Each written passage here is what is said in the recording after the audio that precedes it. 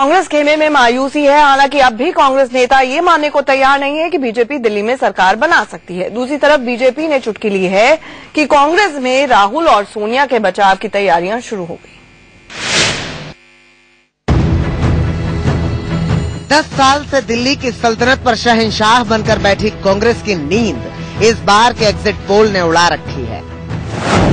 Exit poll अब की बार मोदी सरकार की भविष्यवाणी कर रहे हैं, लेकिन कांग्रेस के नेता मानने को तैयार नहीं कि बीजेपी के लिए दिल्ली अब दूर नहीं है। मेरा ये मानना है कि सेंटर में भी शायद भारतीय जनता पार्टी के मुकद्दर में वही ट्रेजेडी लिखी हो जो दिल्ली में हुई थी। सिंगल लार्जेस्ट पार्टी होने के बावजूद मुमकिन है कि भारतीय जनता पार्टी सेंटर में सरकार बना ही ना सके। अंदाजे लगाने का कोई मतलब नहीं है।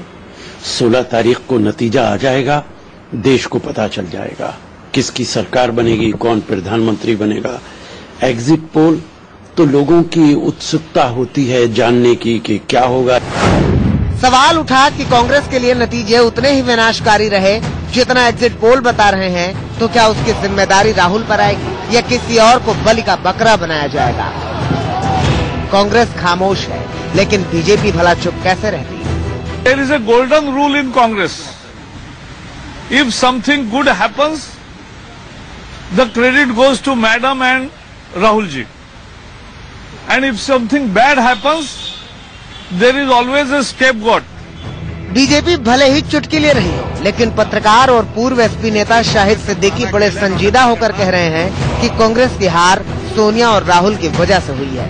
सच्चाई यह है कि इस पूरी हार के लिए अगर कोई एक जिम्मेदार है तो सोनिया गांधी और राहुल गांधी जिम्मेदार हैं। लेकिन होगा यह कि दोनों अपना त्याग पत्र दे देंगे और देने के बाद एआईसीसी के बाहर नौटंकी शुरू हो जाएगी और लोग जो है आत्मदाह के लिए तैयार हो जाएंगे कि वापस लो इस्तीफा।